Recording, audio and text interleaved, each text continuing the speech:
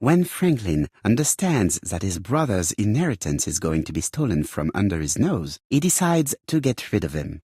In order not to be considered as a suspect, he has the idea of including the murder as part of a series that the police will put down to a madman. Franklin uses Sir Carmichael's medical records to choose his victims as well as the ideal suspect, Alexander Bonaparte Cust, who was seriously wounded in the war and suffers from bouts of amnesia. Franklin writes the letters he will send me before each murder on his own typewriter in advance. He contacts Cust by letter and offers him a job. Cust is convinced that he is working for a hosiery company.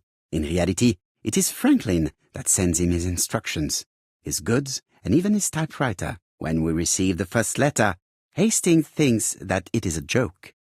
As for me, filled with foreboding, I prefer to inform Chief Inspector Japp. Following his written instructions, Cust goes to Andover. He visits Mrs. Asher's tobacco shop and sells her a pair of stockings. After Cust's visit, Franklin, in turn, enters the tobacco shop. Mrs. Asher is not suspicious of the murderer, whom she takes to be an ordinary customer. The old lady turns around to take a packet of cigarettes.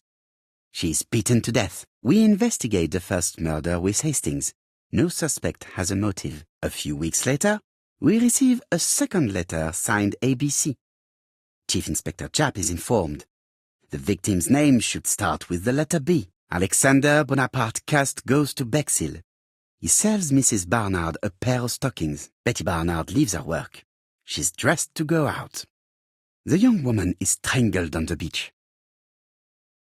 Betty was killed by the man who had arranged to meet her that evening, the seducer Franklin Clark. In Bexhill, Donald Fraser appears to be the perfect suspect for Betty's murder, but he has no connection with Mrs. Asher. 5 days after the Bexhill murder, Cust goes to Churston for his work. In the afternoon, Sauergret turns away a stocking seller.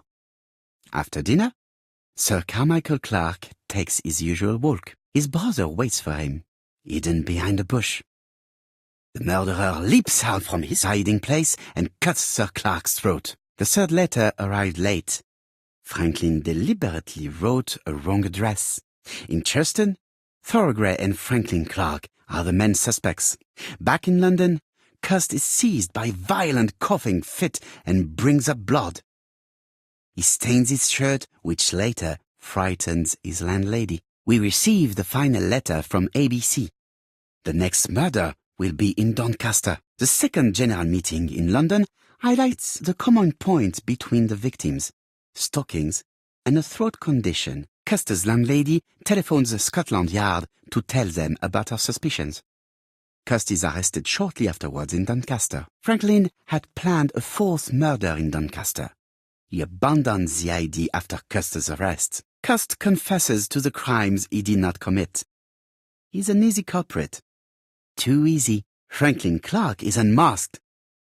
He is the true culprit and the man who manipulated Cust. And there we have it. Another case solved by Hercule Poirot.